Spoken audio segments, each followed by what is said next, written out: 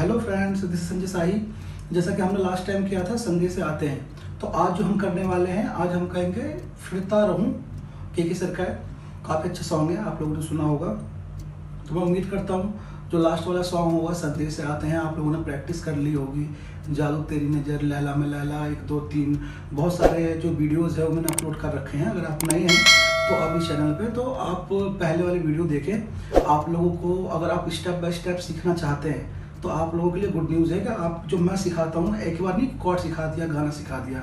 As a professionally आप लोगों को सीखना है पेशेंस के साथ और स्टेप बाय स्टेप, तो आप लोगों के लिए काफ़ी अच्छा होगा। ये जो यूट्यूब चैनल है मेरा, संजय साही म्यूजिक एकेडमी के नाम से, तो आप लोग क्या करें, पहले क्रोमेटिक देखें। आप किसी भी एकेडमी में जाएंगे एज ए प्रोफेशनली तो आपको वो पहले बेसिक से करवाएगा, वो डायरेक्ट कॉर्ड में बजाना नहीं सिखाएगा आपको। तो सेम मेरी खुद की एकेडमी है, अगर आप लोग दिल्ली में रहते हैं तो यहाँ पे आ सकते हैं, वहाँ की ऑनलाइन क्लासेस भी ले सकते हैं आप लोग, ठीक है। तो बाकी तत्काल के लिए आप लोग इस वीडियो में जाके, फर्स्ट वीडियो में जाके क्रोमेटिक एक्सरसाइज क्या होता है, सरगम क्या होता है, और गिटार में जैसे लाइक इसका जो नाम है क्या है, इसको क्या बोलते हैं, फ्रेट बोर्ड क्या होता है, फ्रेट लाइन क्या होता है, हेड क्या होता है, बहुत सारी चीज़ें हैं जो आप लोगों को पता लग जाएगा। उससे क्या होगा, आपका बेसिक क्लियर हो जाएगा। मतलब कि कहने का मतलब ये है कि जिस घर में हम रहते हैं उसका तो हमें एड्रेस पता होना चाहिए। तो सेम ऐसे ही अगर आप गिटार प्ले करते हैं, किसी ने आपसे पूछ लिया कि यार मेरे को इसमें फ्रेट बोर्ड किसको बोलते हैं, या फ्रेट बॉक्स किसको बोलते हैं, या फिर स्ट्रिंग्स किसको बोलते हैं, और कौन से स्ट्रिंग का क्या नाम है, तो आप लोग कैसे बताओगे? आपको पता होगा तभी आप लोग बता पाओगे। तो इसीलिए आप लोग पहले वाली वीडियो देखें, फिर स्टेप बाय स्टेप आप और भी वीडियो देखें, ठीक है। तो आज जो हम करने वाले हैं के सर का फिरता रहूं। अब मैं आपको करके दिखाता हूँ। मैं आपको थोड़ा स्लो करके दिखा रहा हूँ जिससे कि आपको मेरा फिंगर समझ में आ जाए और वो नोट समझ में आ जाए। क्योंकि इसमें जो नोट्स हैं, इसमें कई नोट जैसे सेकंड स्ट्रिंग पे है, कई नोट फर्स्ट स्ट्रिंग पे है, और कहीं पे स्वैपिंग भी है, जिससे आपको स्टेप बाय स्टेप पता लग जाए।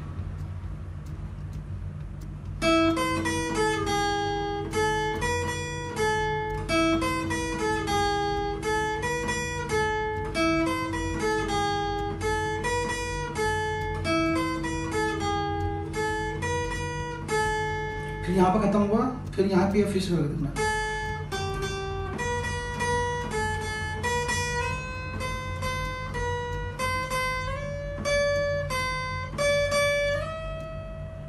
तो अब मैं आपको इसका स्टेप बाय स्टेप बता देता हूँ जिससे आपको कंफ्यूजन ना हो, ठीक है।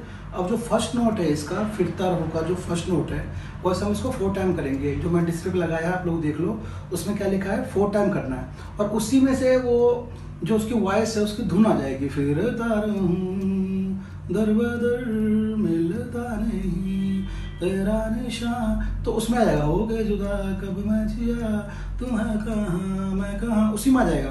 चारों नोट उसके अंदर ही आ जाएगा, ठीक है। तो मैं वो करके दिखाता हूँ। अब क्या है कि अब ये फर्स्ट मेरा फिंगर है, वो मेरा ये सेकंड स्ट्रिंग पे है, सेकंड स्ट्रिंग पे है। इसको बोलते हैं, इसका जो नाम है इसको बोलते हैं ई, सेकंड स्ट्रिंग का ई, ठीक है। तो अगर तो ये मैंने कैसे किया, बिल्कुल ध्यान से देखो। फर्स्ट फिंगर को मैंने यहाँ पर रखा है, और फोर्थ फिंगर को मैंने यहाँ रखा है, थर्ड फिंगर को यहाँ पर रखा है, फर्स्ट फिंगर को यहाँ पर रखा है, फिर मैंने इसको हल्का सा उठा के यहाँ पर रख दिया। तो इसमें से आवाज आ गई, फिर दर बदर। तो अब इसको 4 टाइम कर देना है।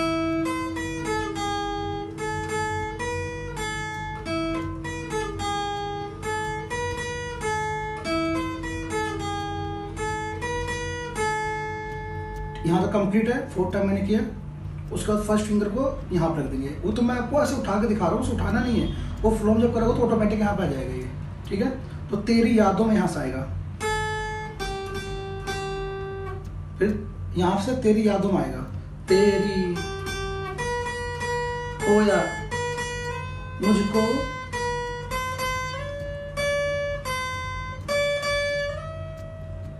समझ में आ गया होगा आपको, ठीक है। तो आपको कुछ नहीं करना, बस आपको क्या करना है, फ्रेट बोर्ड को याद रखना है कि फ्रेट बोर्ड में जो नोट्स है वो कहाँ कहाँ पे यूज हो रहा है। जैसे कि आपको फ्रेटबोर्ड का जो नोट्स है वो आपको पता लग जाएगा, तो आप इजीली किसी भी स्ट्रिंग पे कोई सा भी सॉन्ग आप इसको इजीली प्ले कर पाओगे। कई जगह आपने देखा होगा नंबर वाइज होता है, तो नंबर वाइज हम स्टार्टिंग में सीखते हैं कि बिल्कुल हम स्टार्ट कर रहे होते हैं, तो कोई भी चीज़ हम जब स्टार्ट करते हैं तो हम एक ही बार तो नहीं कर सकते ना, तो इसीलिए हम स्टार्टिंग में नंबर वाइज करते हैं। फिर उसके बाद हमें पता होना चाहिए कि ये फ्रेटबोर्ड होता है, ये सब मैंने इसको होल्ड किया है तो इसका नाम है, तो इसको बोलते हैं एफ शार्प, जी शार्प, ऐसे सबके नाम है। तो आपको नाम पता होना चाहिए। कल को आपको स्केल करना हो या कोई भी सॉन्ग बजाना हो, ये थोड़ी ना कि आपने एक सॉन्ग सीखा और आप एक ही सॉन्ग बजाओगे।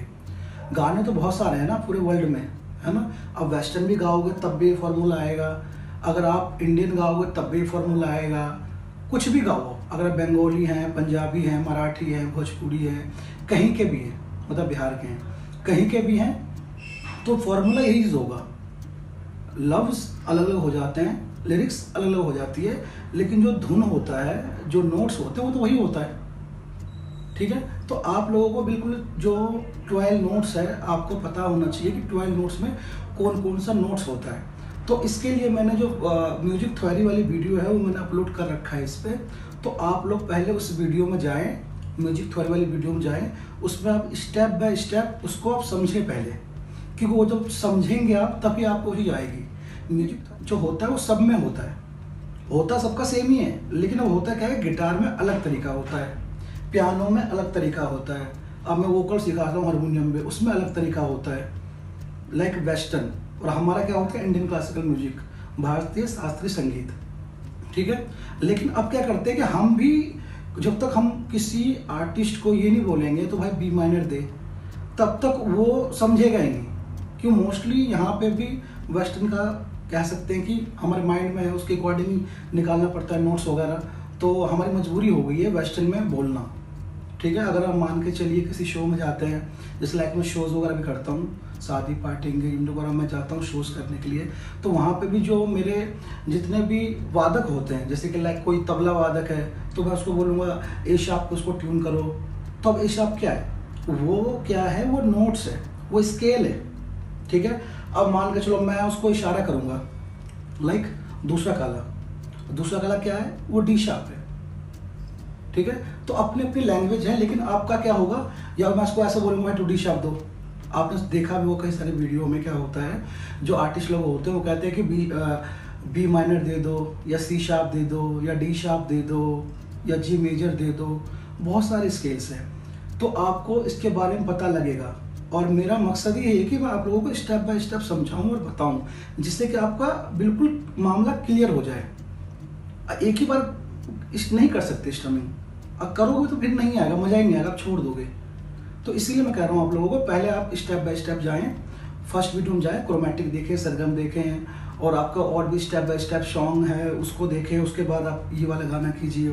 फिर इसके बाद बस 1-2 गाने के बाद हम स्ट्रमिंग भी स्टार्ट करने वाले हैं, तो स्ट्रमिंग पे भी हम बहुत सारे गाने गाएंगे, कुछ गाने सिलेबस के अकॉर्डिंग गाएंगे, उसके बाद फिर हम कोई भी गाना सॉन्ग प्ले कर सकते हैं। वो सिलेबस के अकॉर्डिंग हम इसलिए करते हैं जिससे कि हमारा जो फिंगर है और जो हमारे नोट्स है वो हमारे दिमाग में आ जाए। अब जैसे कोई भी कॉर्ड है, जैसे ई माइनर हो गया, डी मेजर हो गया, सी मेजर हो गया, बेसिक्स कॉर्ड हमें अगर पता लग जाता है, ठीक है, तो उसके बाद क्या होगा कि हम कोई भी सॉन्ग प्ले कर सकते हैं। अगर आपका मन में है, जैसे आपके कहीं पे घर में टीवी में कोई गाना चल रहा है, या कहीं पे आप हैंड फ्री में कोई सॉन्ग सुन रहे हो, कुछ भी सुन रहे हो, कहीं पे सॉन्ग सुनाई दे दिया, आपको लगा यार नया लेटेस्ट सॉन्ग है यार, मेरे को भी थोड़ा बजाने का मन कर रहा है, हम भी इसको यूज़ करें, बजाएं, तो कैसे करोगे आप? सबसे पहले आपको उसका स्केल पता होना चाहिए, तभी आप उस स्केल की प्रैक्टिस कर पाओगे आप।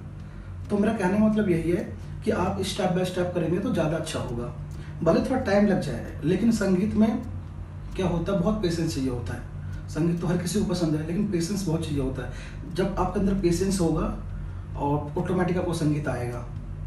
कहावत भी है, लक्ष्मी हर किसी के पास होती है, आपने देखा होगा। मैं किसी की बुराई नहीं कर रहा यहाँ पे, जस्ट मैं आप लोगों को इन्फॉर्म कर रहा हूँ, ठीक है। आपने देखा होगा जो नॉर्मल लोग हैं उनके पास भी पैसे होता है।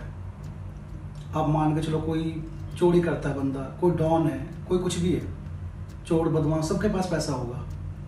तो मैं यहाँ पे लक्ष्मी जी की कोई इंसल्ट नहीं कर रहा, मैं एज ए एग्जाम्पल बस बता रहा हूँ, ठीक है। तो पैसे सबके पास होते हैं, लेकिन जो विद्या है ना, विद्या हर किसी के पास नहीं होता। सरस्वती माता जिसको चुनती है उसी के पास जाता है वो, और फिर वो देखती है कि इसके अंदर पेशेंस है या नहीं है। जब तक उसके अंदर पेशेंस नहीं होगा तब तक वो इंसान संगीत कर ही नहीं सकता, ना उनके पास माँ आएगी विद्या देगी वो। ठीक है, तो इसीलिए आप लोगों ने स्टडी भी किया होगा, वहाँ पे भी आप लोगों को बहुत दिमाग लगाना होता होगा, बहुत पेशेंस चाहिए होता है उसको रीड करना, याद करना, है ना। तो सेम हमारे संगीत में भी होता है, यहाँ तक कि उससे हार्ड है ये। उसमें तो हम नॉर्मली उसको याद कर लेते हैं और स्पीच दे देते हैं। इसमें क्या होता है कि जब हम प्रैक्टिस करते हैं तो हमारा क्या होता है, दिमाग ब्रॉड होता है, दिमाग बनता है, और फिर उसमें हमें धुन निकालना पड़ता है। मतलब आपको लिरिक्स पे भी ध्यान देना है, सॉन्ग पे भी ध्यान देना है, सांस पे भी ध्यान देना है, कॉम्पोजिशन पे भी ध्यान देना है, फिर गाने को थ्रो कैसे देंगे उस पर भी ध्यान देना है, राग की फीलिंग चली ना जाए या ताल से आउट ना हो जाए। तो ऐसी बहुत सारी चीज़ें हैं जो आपको इस पर ध्यान देना पड़ेगा। So love you all. आप बस ऐसे ही प्रैक्टिस करते रहना, और मैं उम्मीद करता हूँ ये वीडियो आपको अच्छी लगी हो तो आप लाइक कर देना, सब्सक्राइब कर देना, और किसी फ्रेंड को सीखना हो आप लोगों को गिटार तो आप इसका शेयर भी कर देना। ठीक है, बाकी हम नेक्स्ट वीडियो में मिलेंगे, लेकिन दोस्त प्रैक्टिस कर लेना। So love you, thank you so much, नमस्कार।